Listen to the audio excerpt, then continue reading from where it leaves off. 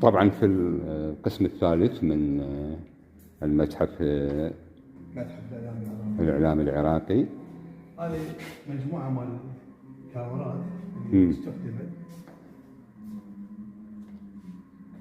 بالتصوير، اللي هذا التصوير الخارجي، وهذه بانوراما بعباقرة التمثيل العراقي والإعلام العراقي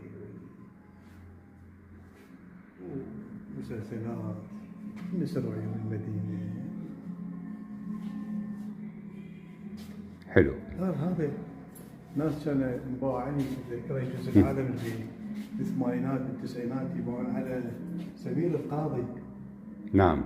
ايه، تعرف سمير القاضي طلع من اوائل الناس اللي مثلت بالتلفزيون.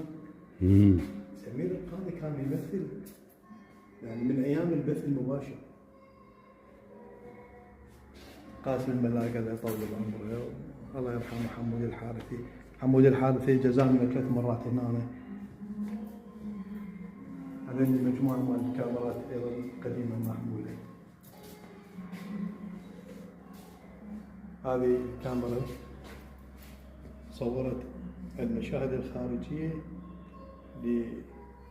لمسلسل المسافر. هذه مجموعة من عرضات سينمائية منوعة، طبعا من القديم للأحدث. هاي خشب. هنا عندنا هذا المصورين يعرفون، هذا لارجر، هذا يكبرون به صور. هذا أقدم جهاز تسجيل بالعالم، يعني 1912 15، اللي هو كان هو ماركة إيديفون، اللي كان التسجيل على السلك مو على التياب، السلك المغلط. وهذا المسجل صوت. هاي هم ايضا ذولي هدايا، هذا هديه، هذا هديه. حلو. عندنا هذه مكتبه، طبعا الملك بالافتتاح مالت التلفزيون. هذا ايضا صور الملك بالافتتاح، وهذا كان اول مدير للتلفزيون.